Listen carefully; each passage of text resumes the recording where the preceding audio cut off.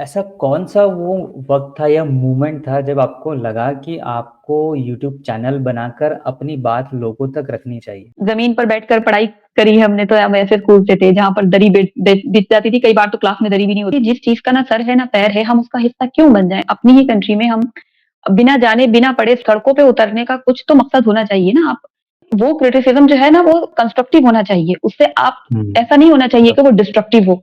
वो आपको internally damage कर दे, आपको मेंटली डैमेज कर दे या आपके आपकी सेल्फ रिस्पेक्ट को डैमेज कर दे। तो मुझे इस तरह का क्रिटिसिज़्म मिला जो कि कंस्ट्रक्टिव तो कहीं से नहीं था। मतलब सिर्फ़ बात करना लोगों को इतना इतना अखर गया कि बात ही क्यों की है? तुम कौन होती हो बात करने वाली? फिर आपके वीडियोज़ देखे जा रहे हैं या पसंद किए जा रहे हैं, तो ये आपने कब नोटिस किया? क्या ये वाक़ई में एक बड़ा मोटिवेशन फैक्टर था आपके? दोनों ही तरह के लोग देख रहे थे। एक वो थे जो देखकर और एप्रिशिएट नहीं करते थे लेकिन गाली देते थे, ऊट-पटांग चीज़ें लिख क्या कभी ऐसा लगा आपको कि मैं चैनल बंद कर दूँ या बात ही ना करूँ या फिर सबसे इस पूरी जर्नी में डिफ़िकल्ट फ़ेज़ आपका क्या था? वो मैं अपने ऊपर क्या शेर बोलती हूँ, हज़ार गम मेरी फ़ितरत बदल नहीं सकते, मैं क्या करूँ मेरी आदत है मुस्कुराने की।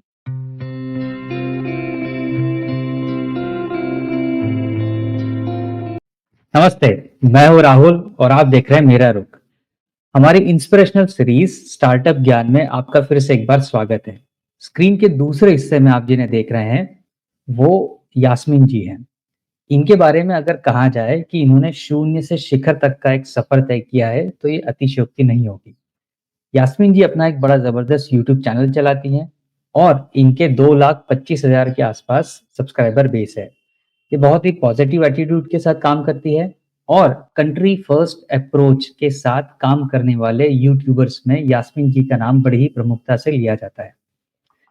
आज हम इनसे इनकी जर्नी के बारे में जानेंगे और समझेंगे और यकीन है मुझे कि ये डिस्कशन जो भी देखेगा उसे यास्मीन जी से बहुत कुछ सीखने को मिलेगा।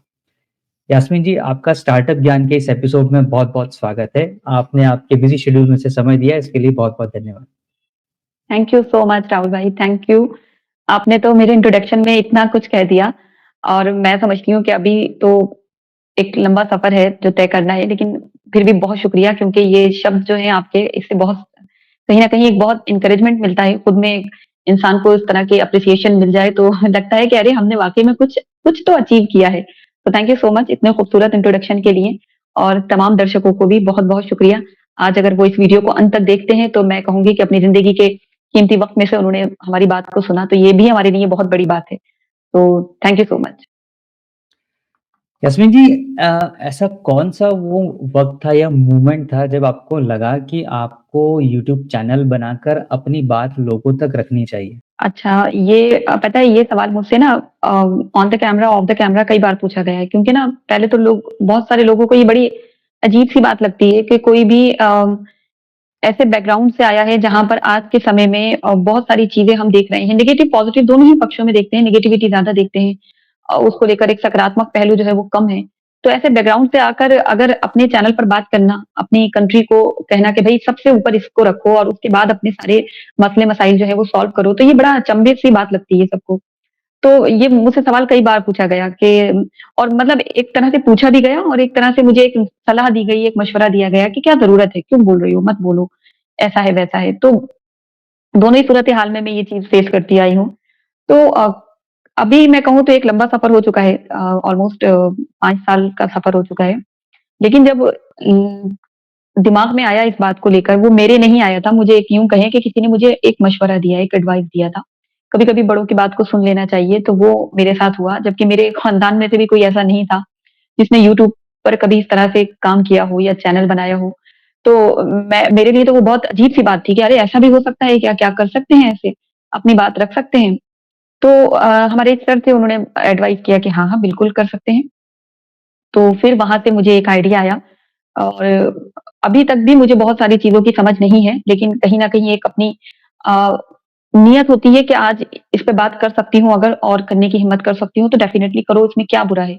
बात ही तो कर रहे हैं, लेकिन सिर्फ़ बात ही तो कर रहे हैं, ये भी इतना ईज़ी नहीं है। बहुत सारे लोग आपसे एग्री करेंगे, बहुत डिसएग्री करेंगे और बहुत एक्सट्रीम लेवल पर जाकर आपको गलत वे में आपको क्रिटिसाइज़ भी करेंगे। तो हर पहलू है इसका यहाँ पर। सोशल मीडिया का। बराबर। तो वो एक वक़्त था जब कॉम्पिटिशन एग्जाम की तैयारी में भी लगी हुई थी। अच्छा, मेरा बैकग्राउंड भी ऐसा नहीं था कि कॉम्पिटिशन एग्जाम सोच लिया कि अरे ये एग्जाम क्रैक कर लेंगे, ईज़ी होगा ये। बट जब आप उतरते हैं किसी भी एग्जाम के लिए, या तो आपका कहते हैं ना कि आपका कहीं न कहीं एक बैकग्राउंड मजबूत होना चाहिए, आपकी स्टडी इस लेवल की होना चाहिए। अब आपने कभी सोचा ही नहीं कि कोई प्रतियोगिता परीक्षा में बैठेंगे और आपने लेकर तैयारियाँ शुरू कर दी। एनसीईआरटी कभी खोल के पढ़ी नहीं, क्योंकि हम यूपी से, तो हमारा यूपी बोर्ड के अलग किताबें होती थी, जिसके अलग उसमें फैक्ट दिए होते हैं, कुछ अलग डेटा दिए होता है। और जो अगर आप यूपीएससी, पीसीएस लेवल पर जा रहे हैं आज के समय में, तो वहाँ एनसीईआरटी से क्वेश्चन बहुत सारे आते हैं। तो वो एक बहुत मुझे ऐसा लगा कि अरे, और ऊपर से हिंदी माध्यम का जो रिजल्ट है वो काफ़ी कम आता है हमेशा। इस पे अभी भी बहस रहती है कि क्यों हिंदी माध्यम को इतने कम क्यों सिलेक्शन होता है, तो उसके बहुत सारे रीज़न्स हैं। तो खैर उस बहस में तो नहीं पड़ेंगे, तो मैं तो ठेठ हिंदी मीडियम से ज़मीन पर बैठकर पढ़ाई करी है हमने। तो हम ऐसे स्कूल से थे जहाँ पर दरी बिछ जाती थी, कई बार तो क्लास में दरी भी नहीं होती थी, और वहाँ पे ऐसे ही ज़मीन में बैठ के करते थे पढ़ाई। तो वहाँ से उठकर एकदम प्रतियोगिता परीक्षा के लिए तैयारी कर लेना, तो ये भी मेरे लिए बड़ा वो था। लेकिन हाँ, कोशिश की, अपनी तरफ से पूरी कोशिश की, ना ही कोई बैकग्राउंड था, ना ही कोई गाइड करने वाला था, ना समझाने वाला था। बहुत मैं यूँ समझती हूँ कि अगर नहीं मालूम है तो अपना समय इसमें देने की बजाय आप उसके बदले कुछ और कर लें। लेकिन ये बताने वाला भी तो नहीं था कोई। हम किताबें लाते थे और बस कोशिश करते थे। लेकिन वहाँ असफलता हुई, और फिर डिप्रेशन में जाने की बजाय ये एक अच्छा माध्यम रहा कि कहीं न कहीं मैं मुझे बात करने के लिए एक मंच मिला। तो बस वहीं से बराबर, शुरुआत हो गई चैनल की, और बात करती आ रही हूँ अब तक। जी। बराबर। यास्मीन जी, इसी से रिलेटेड कनेक्टिंग अगर मैं बात को थोड़ा-सा आगे बढ़ाऊँ, तो क्या चैनल बनाकर इतने प्रोमिनेंट तरीके से, इतनी मुखरता के साथ बात करना या अपनी बात रखना, इसमें क्या ये वाक़ई बड़ा आसान था या इसमें बड़े चैलेंजेस थे या इसमें कोई बहुत क्रिटिसिज़्म भी आपको मिला? और ये सब अगर हुआ, चैलेंजेस हुए या क्रिटिसिज़्म मिला, तो इन सबको आपने कैसे हैंडल किया? देखिए राहुल भाई, मैं आज के समय में कहूँगी, चैलेंज हर चीज़ में चैलेंज है। कुछ भी आप काम कर रहे हैं, अगर आप घर से बाहर भी निकल रहे हैं, या फिर आप घर में भी काम कर रहे हैं, चैलेंज आपको फेस करने पड़ते हैं, बहुत सारी चीज़ें होती हुँ, हैं। कोई हुँ, चीज़ आपकी पसंद की नहीं है, लेकिन आपको वो करना ही होती है। कोई चीज़ आपकी बहुत पसंद की है, लेकिन आप नहीं कर पाते हैं। तो इस तरह हुँ, आज के मैं युवा पीढ़ी को देखती हूँ ना, तो मुझे बड़ा अफ़सोस भी होता है कि कोई एक तो शॉर्ट टाइम वाला उनका सक्सेस का एक मंत्रा चल रहा है, कि शॉर्ट टाइम में हमें सब कुछ मिल जाए। लेकिन हुँ, हम मेरे साथ क्या हुआ, आपने अगर मेरी जर्नी का पूछा है, तो मुझे तो बहुत चैलेंज फेस करना पड़ा।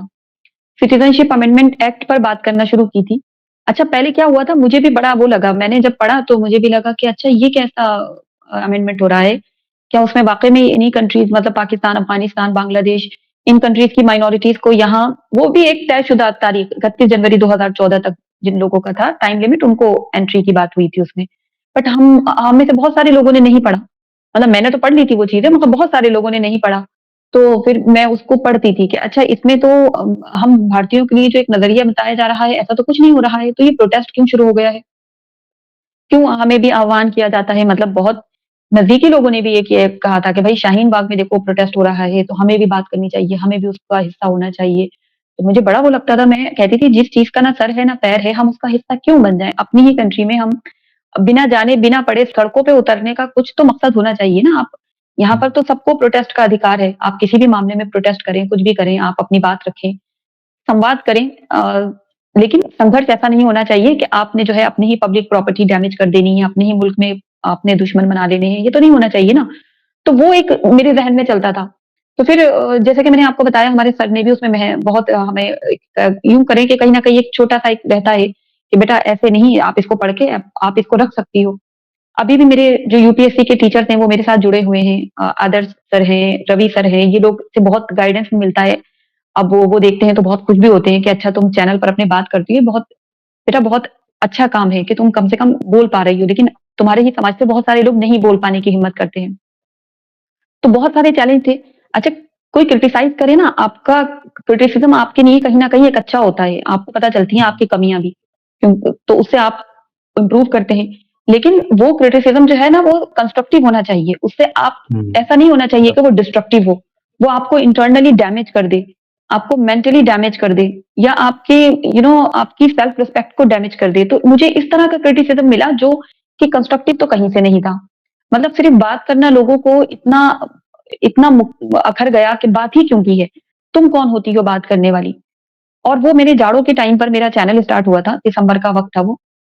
और तब मैं अच्छे से मुझे याद है कि मैं इतनी ज़्यादा प्रेज़ेंटेबल भी नहीं होती थी, मैं वैसे ही बैठ जाती थी जैसे मैं घर में उस वक़्त फिर रही होती थी। तो मैं ऐसे करके पूरा मेरा स्कार्फ़ होता था बंधा हुआ। मैंने धीरे-धीरे इस बात में भी थोड़ा इम्प्रूव किया। मुझे एडवाइस भी मिले कि आप थोड़ा-सा प्रेज़ेंटेबल हुआ करें, तो ऐसा लग रहा है आप कहीं जा रही हैं, कहीं ट्रैवल कर रही हैं और आपने एकदम से बात करने लगी। उस चीज़ पे भी मुझे बहुत सारे मेरे नोइंग्स ने ही मुझे बहुत क्रिटिसाइज़ किया कि अच्छा ये है, वो है, कोई हया नहीं है, ये नहीं है। मतलब आपको ना लोग डैमेज करने के लिए बहुत सारे रहेंगे, बट मैं उनको भी एक चैलेंज की तरह लिया कि ठीक है, लेकिन हाँ, एक वक़्त ऐसा आया था लेकिन तब मुझे लगा कि नहीं, कोई फ़ायदा नहीं है, कुछ नहीं है। यहाँ तो आप अपने आप ही ज़हनी तौर पर मेंटली आप बहुत डिस्टर्ब हो जाएँगे और इतना ज़्यादा कि मतलब जो एग्ज़ाम का फेल्योर आपको जिस डिप्रेशन में नहीं ले जा सका, वहाँ आपको ये लोग डिप्रेशन में ले जाएँगे। हुँ, जिनको ना सर पता ना पैर पता और वो दावा कर रहे हैं कि हमने पूरा कॉन्स्टिट्यूशन पढ़ लिया। तो यहाँ पर मैं हुँ, समझती हूँ कि हमारा ये मुझे लगता है सबको बात करनी चाहिए अगर किसी भी चीज़ के मुताबिक या किसी भी चीज़ से रिलेटेड उनको कोई नॉलेज है, तो डेफ़िनिटली उसपे कम से कम रखें, संवाद रखें। तो बराबर। मेरे लिए बहुत चैलेंजिंग था राहुल भाई, बहुत मुझे बहुत डिफ़िकल्टी आई है। मैंने बहुत अपने लोगों को रंग बदलते देखा। ऐसे-ऐसे नोइंग जो मेरे जान-पहचान के थे, उनको मैंने सिर्फ़ इसलिए क्योंकि ओपिनियन में डिफरेंसेस थे। क्योंकि मैं उनकी बात से एग्री नहीं कर रही थी या वो मेरी बात से एग्री नहीं कर रहे थे। मैं रिस्पेक्टफुली डिसएग्री करती हूँ, ज़रूरी नहीं है आप हर एक किसी के मत से आप सहमत होंगे। आपका पॉइंट ऑफ व्यू दूसरा होगा, सामने वाले का पॉइंट ऑफ व्यू दूसरा होगा। लेकिन उसके लिए आप किसी को डिसरिस्पेक्ट नहीं कर सकते। उसके लिए हुँ, आप हुँ, किसी से संबंध नहीं बिगाड़ सकते ना। इतनी मैच्योरिटी होनी चाहिए। लेकिन मैंने यहाँ ऐसे लोगों को भी देखा, ऐसे लोगों को भी फेस किया जो सिर्फ़ और सिर्फ़ इस अमेंडमेंट को लेकर या सिर्फ़ बात करने को लेकर आपको अपना दुश्मन मान बैठे हैं। आपको आपको ज़लील करें, आपसे बदतमीज़ी करें, ऐसे भी लोग फेस किए। तो आप अंडरस्टैंड कर सकते हैं कि चैलेंजेज़ बहुत बहुत फेस किए। हुँ, बट ये है कि बराबर। अगर आपकी फैमिली सपोर्टिव हो, ख़ास करके मेरी बहनें, मेरी अम्मी, स्टार्टिंग में उनको भी बहुत लोगों ने टोका और उनको दिखाते थे, देखो तुम्हारी बेटी की वीडियो, ये क्या बात कर रही है, ये वो। तो फिर वो मुझे डाँटती थी कि नहीं मत बात करो, देखो किस तरह से बात कर रहे हैं। लेकिन फिर धीरे-धीरे उन्होंने अंडरस्टैंड की चीज़ें और उनको फिर समझ आया कि नहीं गलत बात तो नहीं कर रही है, बस लोग क्यों बुरा समझ रहे हैं। मेरा भाई, हुँ, छोटा भाई है मेरा। तो फिर वही होता है कि आपके लिए आपका परिवार फिर अगर वो साथ हैं, तब आपको लगता है कि हाँ, आप कर जाएँगे।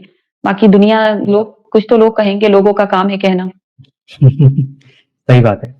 यस्मीन जी, फिर आपके वीडियोज़ देखे जा रहे हैं या पसंद किए जा रहे हैं, तो ये आपने कब नोटिस किया? क्या ये वाक़ई में एक बड़ा मोटिवेशन फैक्टर था आपके लिए, आगे वीडियोज़ बनाना?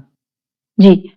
मतलब इसमें मुझे मोटिवेशन भी कह सकते हैं और इसमें मुझे एक बहुत ज़्यादा नेगेटिविटी भी आई, दोनों ही सूरत-ए-हाल में मैंने देखा, दोनों ही तरह के लोग देख रहे थे।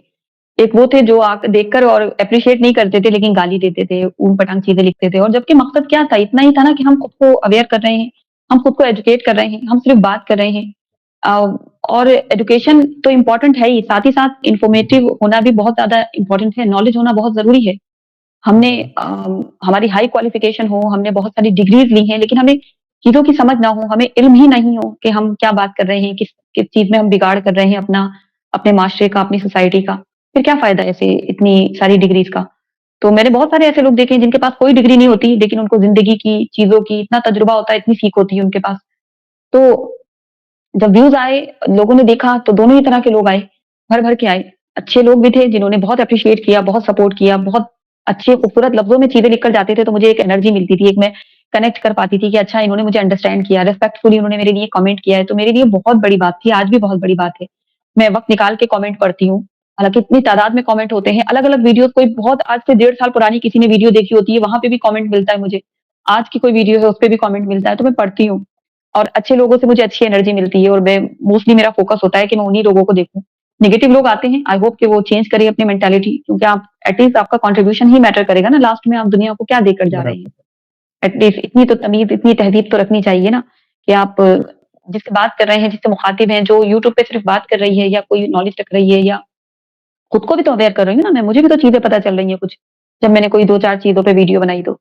तो इसमें क्या ज़रूरत है किसी को इतना ज़्यादा आप डिग्रेड करें, इतना इंसल्ट करें, उसकी ज़रूरत ही नहीं होती है। लेकिन वही है राहुल भाई अभी बहुत हमारे यहाँ डिजिटल अवेयरनेस की बहुत कमी है जिसको बहुत हुँ, सीखना होगा। वो कहते हैं ना तहज़ीब सिखाती है जीने का सलीका और तालीम से जाहिल की जहालत नहीं जाती। तो वो तहज़ीब जो है वो जीने का सलीका आपको सिखाती है। उसमें अब वो आपका घर की तहज़ीब की बात कर रही हूँ मैं, उसमें उस टाइम तक आपने स्कूल नहीं देखा होता है और लेकिन आपने कितनी तालीम हासिल कर ली है, कितने आप एजुकेटिव हैं, कितने आपने डिग्रीज़ ली हैं, उससे आपको जीने का सलीका नहीं आने वाला, जब तक आपकी जहालत ही नहीं गई है। और हाँ, मेरे यहाँ ऐसा हुआ कि मुझे तो बचपन से ही मेरे नाना जैसी पर्सनैलिटी मिली, जिन्होंने हमें बहुत सारी चीज़ें सिखाई। उनका मैं समझती हूँ कि आज मैं जो भी हूँ ना, मेरी सोच जो भी है, मैं उसमें बहुत बड़ा हाथ मेरे नाना का मानती हूँ। बचपन में अगर आप अपने बच्चे के सामने जैसा हरकत कर रहे हैं ना, जैसा उनको समझा रहे हैं, जैसा आपका बिहेवियर है, उसका बहुत असर पड़ता है बच्चों के ज़हन पे। और वो मैंने समझा कि हाँ, हमारे ज़हनों पे जो असर पड़ा, मैं ही नहीं मेरे बहन-भाई भी ऐसे ही मेरे हम 4 बहन-भाई हैं, हम चारों का मेंटालिटी जो है, हमारी ज़हनियत जो है वो कभी भेदभाव वाली रही ही नहीं। अब कभी हिंदू-मुस्लिम वाला हमारा सोच हुआ ही नहीं। कभी किसी को सुपीरियर, किसी को इंफीरियर वाला हमारा थॉट हुआ ही नहीं। वो ना एक दिमाग में पहले से ही हमें बता दिया गया कि तुम कोई वो नहीं हो कि तुम सुपीरियर हो और बाकी सबको तुम अपने से नीचे समझो। बल्कि तुम बहुत कमतर हो, क्यों? क्योंकि तुम्हें सीखना है, ज़िंदगी भर तुम्हारा ये सीखने का प्रोसेस चलेगा। तुम अपने आप में कभी गुरूर मत करना, तुम्हें कुछ चीज़ समझ में आ भी जाए तो। अगर तुमने कुछ अचीव भी कर लिया, तो वो समझना कि हाँ, ठीक है, मैं एक सफ़र पर हूँ और इस सफ़र में मुझे मुझे लोग मिल रहे हैं, मुझे मुसाफ़िर मिल रहे हैं, मुझे सीखने को मिल रहा है, नए-नए स्टेशन से मैं गुज़रूँगी। वो सब तुम्हारी सीख होगी, क्योंकि एट द एंड सब कुछ टेम्परेरी है। तो आपका परमानेंट रहेगा आपका बिहेवियर, आपको जाने के बाद भी आपको लोग याद रखेंगे कि वो इंसान कितना अच्छा था। उसने मेरे साथ कितना अच्छा किया। तो ये चीज़ें ना बचपन में ही ज़हन में आ गई। हमारी अम्मी भी इसी सोच की, नाना इसी सोच के, तो इससे बहुत फ़र्क पड़ा। तो ख़ैर बराबर, वो फिर असर पड़ता है चीज़ों पे। जी। सही बात है। अस्मिन जी, आपने बड़ी आपकी अभी तक जर्नी की बात करी और क्या कैसा कुछ स्ट्रगल था, कैसे आपने उसको हैंडल किया, वो चीज़ें बात करी। इसी से रिलेटेड एक और चीज़ मेरे बात करते-करते ज़हन में आती है कि क्या कभी ऐसा लगा आपको कि मैं चैनल बंद कर दूँ या बात ही ना करूँ, या फिर सबसे इस पूरी जर्नी में डिफ़िकल्ट फ़ेज़ आपका क्या था? हाँ, मुझे कई बार ऐसा लगा कि मुझे नहीं बात करनी है और मैं कई बार इतना गुस्सा होती थी कि मैं मुझे नहीं बात करनी है। उस चीज़ पे भी मैंने यहाँ पर सीखा, मैंने काबू पाया। मैं कई बार हुँ, होता है ना आप सीखते-सीखते सीखते हैं। तो पहले मुझ में था कि अगर मुझे गुस्सा आए तो मैं उसको ज़ाहिर कर दिया करती थी, बहुत गुस्सा अपना और जिस पे गुस्सा है उसको भी ज़ाहिर करती थी। बट अब मुझ में ठहराव आया है, ये चीज़ मैंने सीखी। अब मुझे अगर किसी चीज़ पे गुस्सा आता है तो मैं सोचती हूँ सामने वाले का पॉइंट ऑफ व्यू समझने की कोशिश करूँ या मुझे किसी चीज़ पर गुस्सा आ रहा है तो मैं उसका सॉल्यूशन ढूँढती हूँ। तो मैंने इन चीज़ों से बहुत सीखा और वक़्त ने मुझे बहुत सिखाया, अभी भी मैं सीख रही हूँ। मैंने एक नई चीज़ सीखी है कि कभी भी किसी से भी पूरी तरह से किनारा नहीं करना चाहिए। आप कभी बड़ा बोल मत बोलें। पता नहीं कब किस वक़्त आपको उस वक़्त इंसान की ज़रूरत हो जाए या उसे आपकी ज़रूरत हो जाए। मैं बात ही नहीं करती थी। कोई कहीं से कुछ लिख रहा है, कोई कहीं से उल्टा-सीधा लिख रहा है, धमकियाँ फालतू की, उल्टी-सीधी चीज़ें, जिसको मैं डिज़र्व ही नहीं करती, वो चीज़ अब आपके साथ हो, तो फिर आपको कैसा लगेगा? आपको तो लगेगा कि लो इतना मुश्किल है बात करना, सिर्फ़ बात करना। अच्छी नियत, अच्छी सोच के साथ बात करना। भई आपकी हुँ, नियत आपका ऊपर वाला जानता है और अगर आप इस बात के लिए एकदम आप मतलब दृढ़ निश्चयी हैं कि मैं कोई गलत नहीं कर रही हूँ, मेरी नियत साफ़ है, मैंने किसी के लिए बुरा नहीं सोचा है, मैंने किसी से भेदभाव नहीं करती, सिर्फ़ मैं बात कर रही हूँ। और तब भी लोग आपके रास्ते में कांटे बिछाएँ, आपको हुँ, डिग्रेड करें, आपको इंसल्ट करें या आपको समझने की बजाय आपको क्रिटिसाइज़ ही करने में बिलीव करते हो, तो फिर आप सोचिए फिर किस तरह का वो माहौल रहा होगा, फिर किस तरह की वो जर्नी रही होगी, जहाँ पर इतना कुछ फेस किया। कितने सारे लोग आज भी लिख कर चले जाते हैं, किसी भी चीज़ पर बात करो और अगर उनको वो पॉइंट मैच नहीं करता, तो उल्टी-सीधी चीज़ें लिख के जाएँगे, रिलीजियस पॉइंट ऑफ व्यू को जोड़कर जाएँगे। कि तुम्हारे में तो ऐसा होता है, तुम तो ऐसे लोग हो, तो वो मुझे बुरा लगता है। मेरी ही कम्युनिटी से अगर कोई नहीं समझता चीज़ों को, वो ऊँट-पटांग चीज़ें लिख कर जाते हैं। अरे तुम तो दलाल हो, तुम ये हो, तो फिर मुझे अफ़सोस होता है कि लो बताओ, अपनी मेहनत पर यहाँ तक पहुँचे हैं, अपनी मेहनत पर एक मकाम मैं इसे बहुत मानती हूँ क्योंकि आज के टाइम पे मैं देख रही हूँ कि लोगों के लिए बड़ा डिफ़िकल्ट है मंच पे बोलना, मना कर दे रहे हैं लोग। नहीं उनको बात करना, नहीं किसी पचड़े में पड़ना। हम क्यों लें सिर दर्द, हमें नहीं बोलना यार। हमारा ओपिनियन मैटर ही नहीं करता, हम क्यों बात करें? इस तरह से सब क्योंकि हर इंसान चाहता है एक ईज़ी गोइंग लाइफ़ जिसमें कोई टेंशन नहीं हो, सुकून से जिएँ, एक दिन सुकून से मर जाएँगे।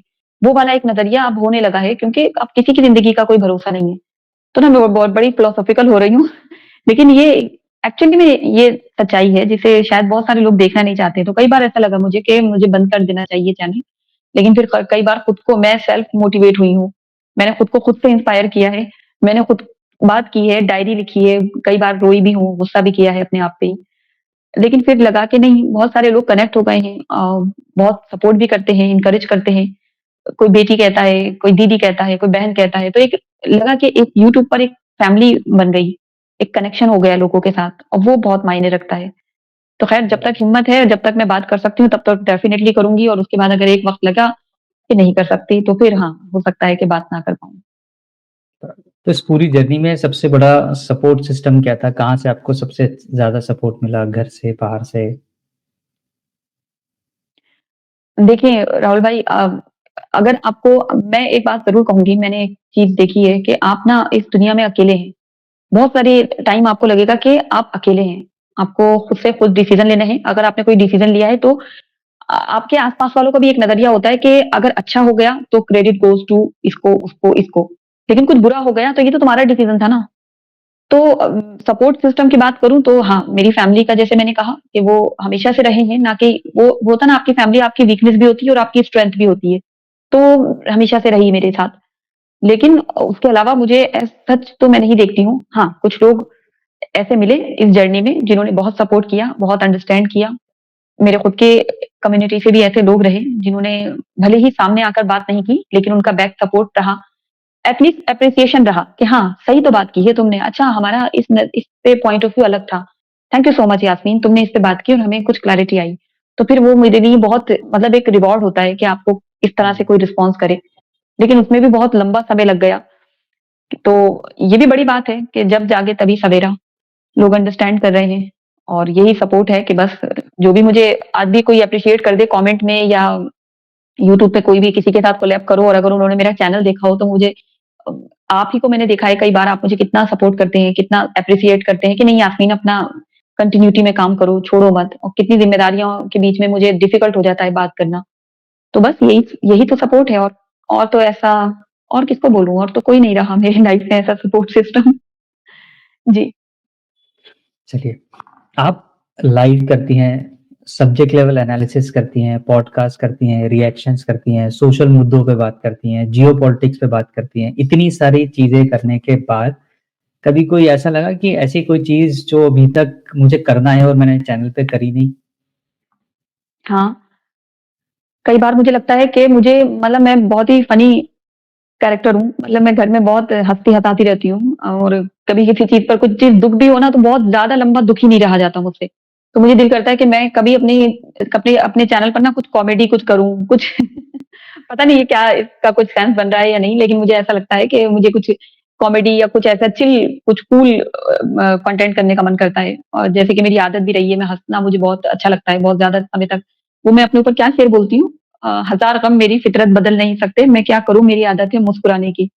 तो लाइफ में कितने भी गम आएँ, कितने भी दुःख आएँ, उसके 2-3 दिन तक तो ठीक है, मैं सँभाल लेती हूँ।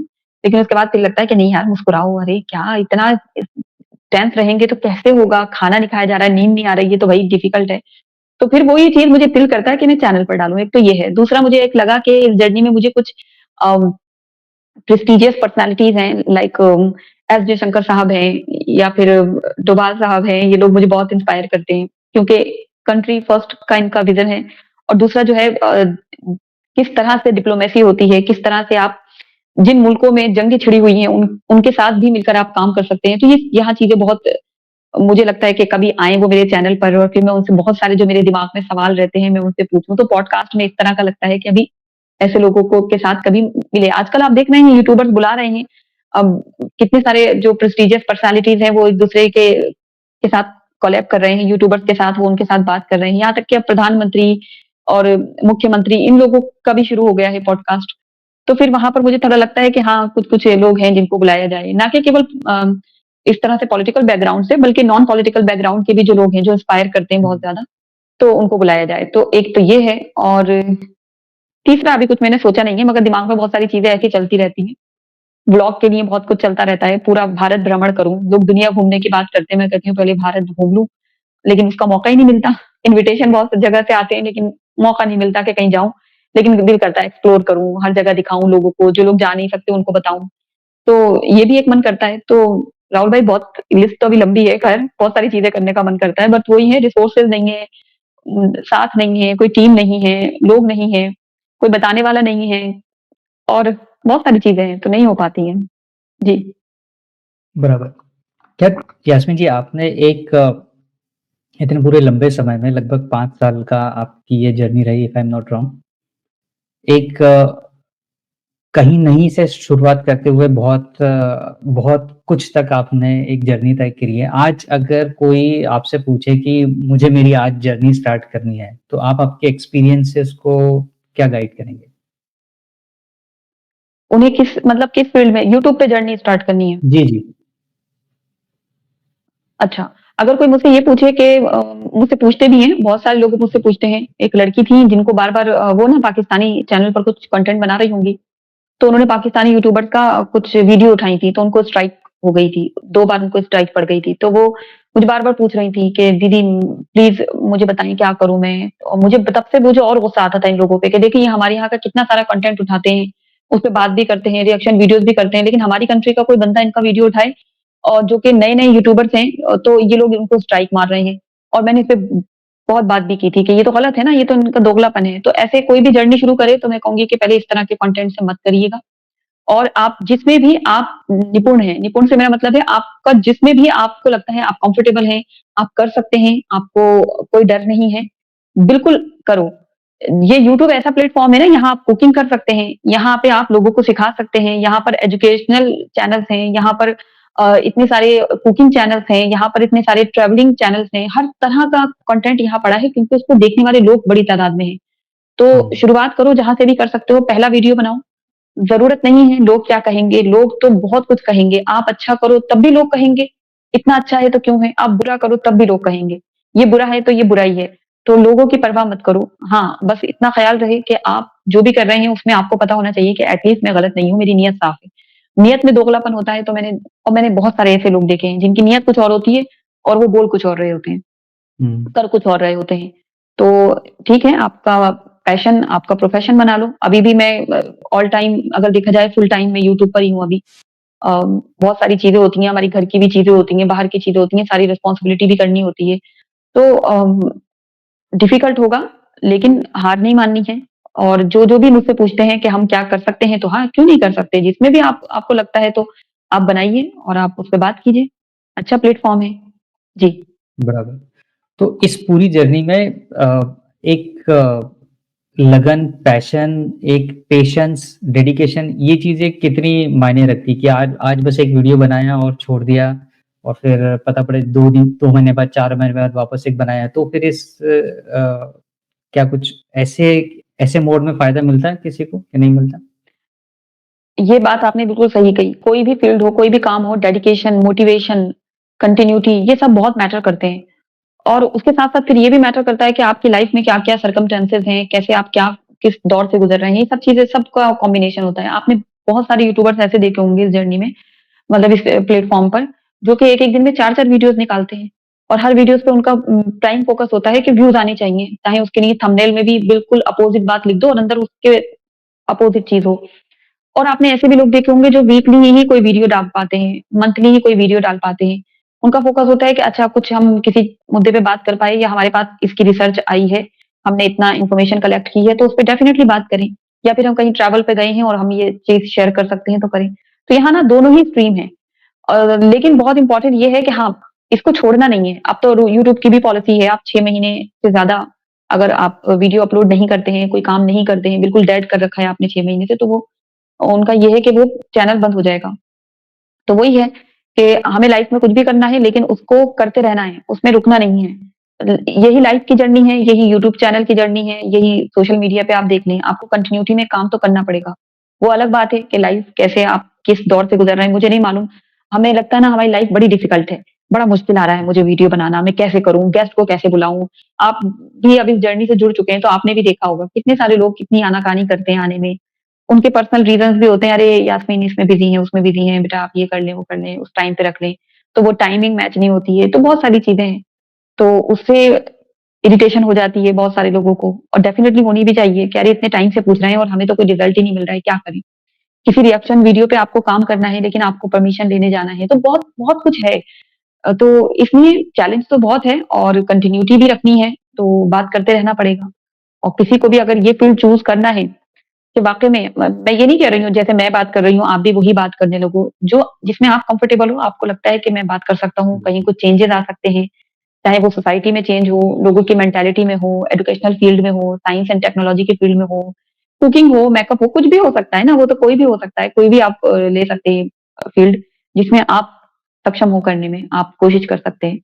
तो डेफिनिटली इसमें डिटर्मिनेशन बहुत इम्पोर्टेंट है, कंटिन्यूटी बहुत इम्पोर्टेंट है, बहुत सारी चीज़ें मैटर करती हैं। जी। एक एक आखिरी सवाल जाते-जाते, अब तक की इतनी पूरी जर्नी में आपने कभी ये एक्सपीरियंस किया देखा कि आपकी बातों का कहीं न कहीं कोई इम्पैक्ट हुआ हो, फिर वो सोशल इम्पैक्ट हो, सोसाइटी इम्पैक्ट हो या कहीं पर भी हो?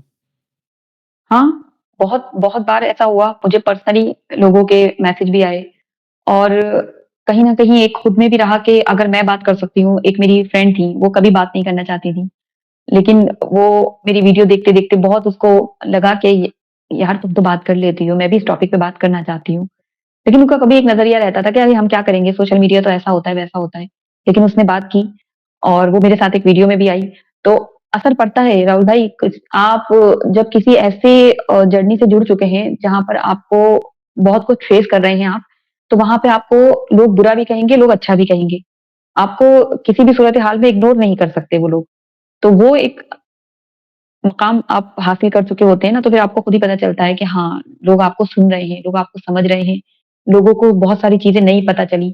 यूसीसी पर मैंने एक वीडियो किया था, आज से काफ़ी टाइम हो गया, शायद 2 साल, 3 साल हो गए और हमारे यहाँ एक बड़ा ही गलत या यूँ कहूँ मिसइंटरप्रिटेशन है, मिस इन्फॉर्म्ड हैं बहुत लोग, सही से उनको मालूम ही नहीं है यूसीसी क्या है, संविधान में इसका है, ज़िक्र है या नहीं है। तो जब उन लोगों के जो भी डाउट्स थे तो वो मैंने पकड़े, मैंने कहा अच्छा ये चीज़ें हैं यहाँ पर। फिर मैंने उसको वीडियो में एक्सप्लेन किया था। वो 2 वीडियो बनाई थी पार्ट 1 पार्ट 2 करके। आज से बहुत टाइम हो गया। तो बहुत सारे लोगों को उसमें बहुत सारी चीज़ें मालूम ही नहीं थी कि यूसीसी में जो 5 मेन जो पॉइंट हैं वो क्या हैं? और उसके अपोज़िट उल्टी-सीधी चीज़ें खूब मालूम थी। तो फिर इतने सारे लोगों ने मुझे वो मेरी ही वीडियो मुझे भेजी कि अच्छा ये वाली चीज़ है, क्या वाक़ई में ऐसा है? तो फिर मैंने बताया हाँ भई, ये कैसे विरासत के कानून को इम्पैक्ट करेगा, कैसे बच्चा लेने गोद लेने के कानून को करेगा, कैसे शादी को करेगा, कैसे डिवोर्स को करेगा, ये मेन पॉइंट है। बाकी ये कह देना कि अरे फिर वो रीति-रिवाज बदल जाएँगे, ये बदल जाएगा, ये हमें खत्म करने के लिए कानून है, ये सब सिर्फ़ झूठी बातें हैं, ऐसा कुछ होने वाला नहीं है। तो ना बहुत असर हुँ, पड़ता है और जब बात ही नहीं करी जाती है और मैं तो कहूँगी कि हमारे तबके से और लोग उठें और बात करें, आई होप के लोग निकलें बाहर। लेकिन अनफॉर्च्यूनेटली अभी पता नहीं क्या नज़रिया बनता जा रहा है सबका, सब कह रहे हैं कि नहीं बात ही नहीं करेंगे, हमारी ओपिनियन मैटर नहीं करती, छोड़ो। हम क्या कंट्री के लिए बात करें, लोगों को आधा समय तो उनका शक-शुबा में निकल जाता है। तो फिर ये भी चीज़ें देखने को मिल रही हैं। तो ख़ैर अब देखते हैं आगे कुछ पॉज़िटिविटी आए, लोग समझें इस बात को और लोग बात करें, एटलीस्ट बात करना इम्पोर्टेंट है, जो कि कहीं न कहीं कमी दिखती है मुझे। हमारे देश से देख लें आप कितने चैनल हैं और हुँ, अगर मुस्लिम तबके से देख लें कितने ही चैनल्स हैं। हाँ, बुराइयाँ करते हुए, आलोचना करते हुए, नेगेटिविटी दिखाते हुए बहुत सारे चैनल्स आपको मिलेंगे। लेकिन कोई रैशनल बात करते हुए, कोई लॉजिक रखते हुए, कोई डेटा के साथ बात करते हुए, ऐसे बहुत कम लोग मिलेंगे या तो उनका कोई पॉलिटिकल बैकग्राउंड होगा कहीं न कहीं किसी ऑर्गनाइज़ेशन के साथ जुड़े होंगे, तो वो एक टीम के साथ वर्क कर रहे होते हैं, तो उनका एक एक होता है एजेंडा चीज़ों का। अकेले इंडिविजुअल आप और मुल्कों से देखेंगे, पड़ोसी मुल्कों से देखिए, वो लोग अपने काम कर रहे होते हैं, उनके लिए बड़ा ईज़ी है। अब तो ख़ैर अब चीज़ें अलग हो रही हैं, उनके यहाँ कुछ सॉफ्टवेयर अपडेट हो रहे हैं, लेकिन वो करते आ रहे हैं। लेकिन यहाँ हम लोग हिचकते हैं, नहीं करते हैं बात। तो ये चीज़ें हैं, यहाँ पर इस तरह के पब्लिक रिएक्शन नहीं है, लोग नहीं लेते हैं बहुत पब्लिक रिएक्शन। कुछ चुनिंदा अगर आप छोड़ दें चैनल जिनकी एक बहुत बड़ी पकड़ नहीं है देश में, तो पब्लिक रिएक्शन बहुत कम होते हैं। और लोग पब्लिक ही बात नहीं करना चाहती है, अगर कोई टॉपिक भी रखो तो हम नहीं कर रहे हैं बात। तो ये तो है, हमारे यहाँ तो बहुत सारी चीज़ें हैं। जिससे आई होप के वर्क हो और बहुत सारे यूट्यूब भी एक लोगों का वो बन चुका है मतलब एक प्रोफेशनली इसको ले रहे हैं। आपको पता है कितने-कितने लोग लाखों-लाखों कमा रहे हैं यूट्यूब से। करोड़पति बन गए हैं भाई, बंगले, गाड़ियाँ खरीद रहे हैं। तो यूट्यूब को आप एक प्रोफेशनल तरीके से भी उसको अगर आप जर्नी बनाना चाहें तो बना सकते हैं। ऑनेस्टली स्पीकिंग इस पे बहुत, बहुत स्कोप है।